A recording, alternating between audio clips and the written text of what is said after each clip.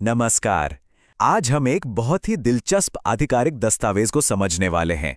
ये वो दस्तावेज है जो पूरे भारत के स्कूलों में एक राष्ट्रीय आयोजन को असल में शुरू करता है। चलिए देखते हैं कि ये सब होता कैसे है। तो ये सवाल कभी ना कभी मन में आता ही है ना? कि कोई राष्ट्रीय स्तर का उत्सव हर स्कूल का अपना कार्यक्रम कैसे बन जाता है। ये एक ऐसी प्रक्रिया है जो अक्सर पर्दे के पीछे रहती है, लेकिन आज हम इसी को समझने की कोशिश करेंगे। तो देखिए, ये सब शुरू होता है केंद्रीय माध्यमिक शिक्षा बोर्ड यानी सीबीएसई की तरफ से भेजे गए एक निर्देश से। यही वो दस्तावेज है, वो स्टार्टिंग पॉइंट है जो एक आइडिया को जमीनी हकीकत में बदलने का काम करता है। चलिए, सबसे पहले इस दस्तावेज के बेसिक फैक्ट्स को समझते हैं। मतलब इसे किसने भेजा है, ये किसके लिए है और कौन सी तारीखें इसमें सबसे अहम है। तो जैसा कि साफ दिख रहा है, इसे जारी करने वाली अथॉरिटी है सीबीएसई और ये सीधा भेजा गया है सीबीएसई से जुड़े सभी स्कूलों के हेड्स को। मतलब ये टॉप डाउन कम्युनिकेशन का एक बिल्कुल क्लासिक उदाहरण है। और अगर टाइमलाइन पर नजर डालें तो सब कुछ बहुत तेजी से होना है। 24 दिसंबर को सर्कुलर आता है, 26 दिसंबर को वीर बाल दिवस मनाया जाना है और इवेंट के बाद स्कूलों को अपनी भागीदारी की रिपोर्ट भी देनी है। यानी काम तेजी और पूरी एफिशिएंसी से करना होगा। और जरा इसके स्केल के बारे में सोचिए। ये कोई छोटा मोटा निर्देश नहीं है। इस सर्कुलर को 20 से ज्यादा नेशनल एजुकेशन बॉडीज को भेजा गया था। ये इसलिए ताकि ये मैसेज देश के कोने कोने में हर स्कूल तक जरूर पहुंचे। तो ठीक है, हम ये तो जान गए कि क्या हो रहा है और कैसे हो रहा है, पर अब वक्त है ये समझने का कि क्यों हो रहा है। आखिर इस दिन के पीछे का असली विजन क्या है। ये स्लाइड आप कह सकते हैं इस पूरे इवेंट का मिशन स्टेटमेंट है।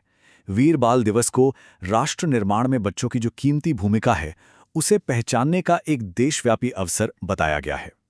और इस बड़े मिशन को पूरा करने के लिए कुछ खास मकसद भी तय किए गए हैं, जैसे कि बच्चों के ओवरऑल डेवलपमेंट को बढ़ावा देना, उनके मन को पोषित करना, उनकी क्रिएटिविटी को एनकरेज करना और उन्हें एक विकसित भारत के लिए योगदान देने के लिए मोटिवेट करना।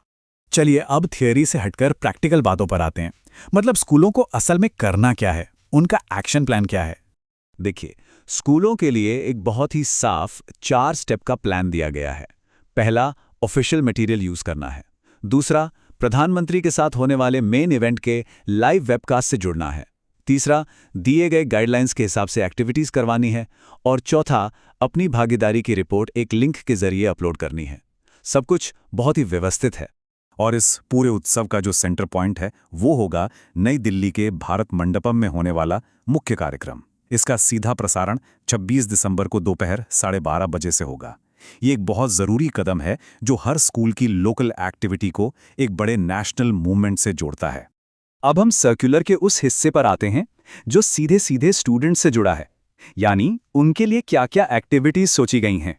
ये प्लान हर उम्र के छात्रों को ध्यान में रखकर बनाया गया है। अब देखिए, 3 से 6 साल के छोटे बच्चों के लिए ड्राइंग और कहानी सुनाने जैसी एक्टिविटीज हैं, तो वहीं 11 से 18 साल के बड़े स्टूडेंट्स के लिए डिजिटल इंडिया जैसे विषयों पर निबंध और डिबेट्स हैं। लेकिन, और ये बहुत जरूरी बात है, ये कोई पत्थर की लकीर नहीं है। सर्कुलर में साफ साफ इस बात पर जोर दिया गया है कि स्कूलों को अपनी तरफ से भी कुछ नया करने के लिए प्रोत्साहित किया जाता है। उन्हें अपने माहौल, अपने रिसोर्सेज और स्टूडेंट्स के इंटरेस्ट के हिसाब से प्रोग्राम बनाने की पूरी आज़ादी है। सिर्फ प्रतियोगिताओं तक ही बात सीमित नहीं है। स्कूलों को यह भी कहा गया है कि वो प्रधानमंत्री राष्ट्रीय बाल पुरस्कार के पिछले विजेताओं की कहानियां बच्चों के साथ शेयर करें और कुछ नई, इनोवेटिव और इंक्लूसिव एक्टिविटीज प्लान करें, जिससे सीखने का अनुभव और भी बेहतर हो। तो ये सारी डिटेल्स देखने के बाद आखिर बड़ी तस्वीर क्या उभरती है? इस पूरे सर्कुलर का निचोड़ क्या है? बात सीधी सी है। ये दस्तावेज दिखाता है कि कैसे एक नेशनल आइडिया को जमीनी स्तर पर एक्शन में बदला जाता है।